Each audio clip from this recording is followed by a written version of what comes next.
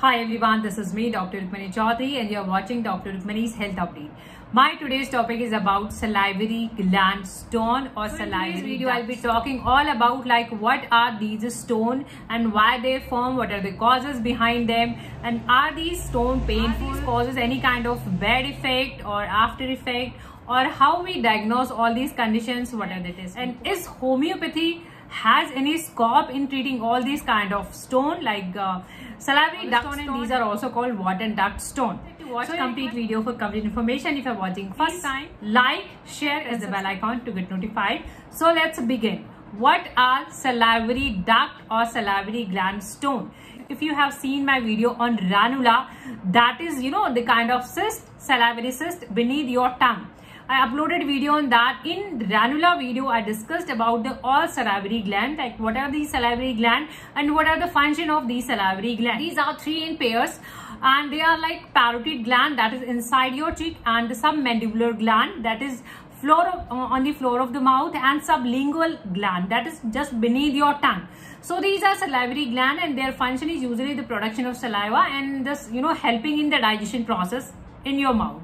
So if any kind of stone formation, any stone blockage in the salivary duct, then these can block and saliva get accumulated over there, and eventually this can form the stone, and these are called salivary gland stone. At times they are called Wharton duct stone. Majority of the stones are submandibular. These are the majorly seen in the clinic even, and these are like major stone. These are usually found, and the less common like these are the sublingual and duct stone. These are the less common. So now the causes part, what causes them and why you have these stone, what are the risk factors behind these stones. There is no exact cause. There is no exact cause that this can lead to the stone formation. There are certain risk factors or certain contributing factors and certain medication that are blamed for the Wharton duct stone. And there are salivary duct two basic concept, that either your saliva production is less, means you are having less production of the saliva, or your saliva get thickened, means you are having thick saliva.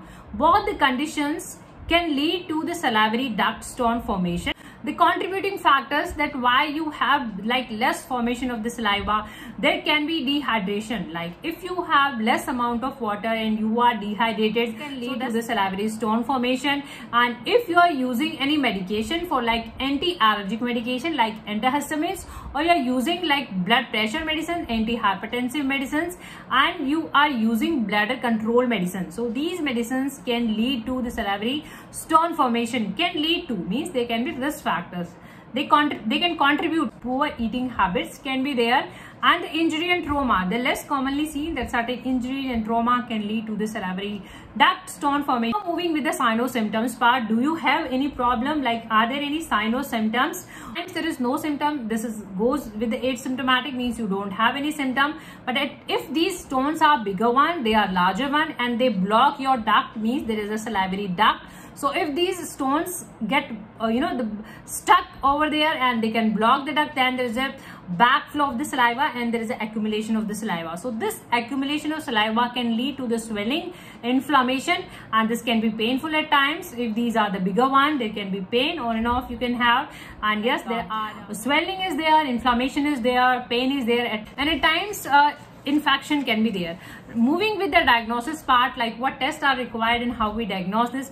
Usually this is done by your doctor. Physical examination is done, and CT scan and ultrasounds are the basic things to be done. Like CT scan is the ideal the diagnosis to be done, that this is clear that how many stones you are having, and usually these are multiple stones. Let's talk about the home remedies first. So you can resolve all these problem on your own. If these are smaller one, you are having a smaller stone and you are having the mild symptoms, so you can even follow these home remedies. So you can chew the lemon. The citrus fruits are advised. Why? Because these citrus fruits usually stimulate the saliva flow, and there is a saliva the stimulation, so there is a smooth flow, and your saliva gets diluted. So you can chew the citrus fruits, that is lemon. You can chew the ice cubes. So ice cubes can be chewed, the same concept. They stimulate the saliva flow, and ultimately there is a dilution and there is a resorption, and you can have plenty of water. Plenty of water again advised if there is a case of dehydration. So just have plenty of water. You can chew ice cubes, and there are citrus fruits, and there are massages at times if you are comfortable. Even your doctors do at times that you massage release of the proper flow of the saliva. And in allopathy, if these stones are the larger one, the bigger one, in that case you can go this done, incision is done and the stone is removed if these are larger one and they are bothering you. And there is a latest technologies, and this is called silendoscopy. So silendoscopy is done, latest technology, and minimal invasive technologies nowadays, that there is a endoscope is inserted through your opening of the salivary glands, and after giving you LA or GA, local anesthesia or general anesthesia, and this is inserted and everything is visualized, that how many stones, what are there. Even this is done for the multi-purpose problem, like if there is any kind of infection, anything like, removal, micro invasive technology. So there is a removal, you can go same day at your home. So this is like minimal invasive technology, silendoscopy is done.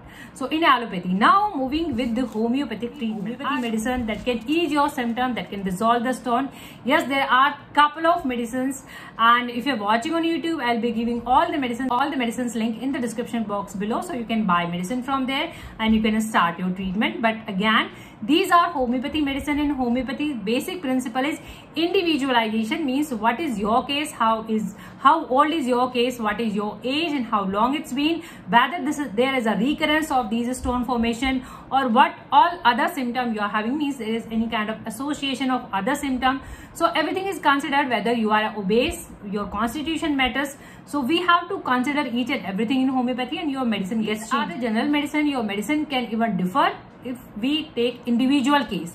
And if you want to take individual case, you can drop a message on the given WhatsApp number below, and you can call us, like these are the toll-free number. So you can contact and you can drop your details. You can get a video or voice consultation with the Calacarea Flor. You might have heard about Calacarea Flor is the medicine that is given in the stony hardness, means if there is any kind of deposition that is hard, means if there is an induration, there is a hardness and there is a dryness. So in that case you can use Calacarea, and this is the company's color. So you might get different color depending the place you belong. You might get the different form of the medicine, like in the pills form. So just focus on the medicine name and just buy the minimum quantity. Your medicine gets changed, even your medicine's potency gets changed every time. It can be like 6, 30, 12 and 30. It goes like this, So start with the lower dose, just have 1 or 2 drops twice or thrice before having your meal, and like 3 or 4 times in a day. Just use it like 2-3 weeks. Medicines links are given on description box below. The Salicia is given when you have sensation of hair on your tongue. You feel that something is on your tongue, and Salicia is usually resorption. Salicia is known for its resorption property, means dissolving the scar tissue. So that's why Salicia is given in the stretch marks, acne scars. So you can use Salicia in the case. Just have again 1 or 2 drops with the help of dropper. Just use twice or thrice in a day before having your meal, and just 3 to 4 weeks. And try to use single medicine at a time. Don't buy all the medicine, no need. Hippasulf is known for its two, the key symptom, that the one is sensitivity. The patient is hypersensitive, and painful, means even the touch is very painful. So one thing that you are having severe pain, agony, in that case you can use Hippasulf. And suppuration, means there is an infection, there is a pus formation. If this is infected, if this is painful, in that case you can use Hippasulf in 30 or 200 potency, 1 or 2 drops direct on tongue orally, again 2 in a day and 2-3 weeks, or it goes like Calacarea Flor. Calacarea Flor is given when the patient is malnutrition, means the patient is lean and thin constitution and catches cold easily, and there is a dryness and there is a bad breath. So in that case, and white coated tongue. So in that case we prescribe Calacarea. You can have some idea that every medicine, though the diagnosis is the salivary stone, the salivary gland stone, but every medicine differed, means these are the different medicine according to the individual. So hopefully this video can give you some amount of help. If you find this video knowledgeable, informative, please like and press the bell icon to get notified. Keep watching, keep supporting. Thank you for your time. Thank you so much. Thank you.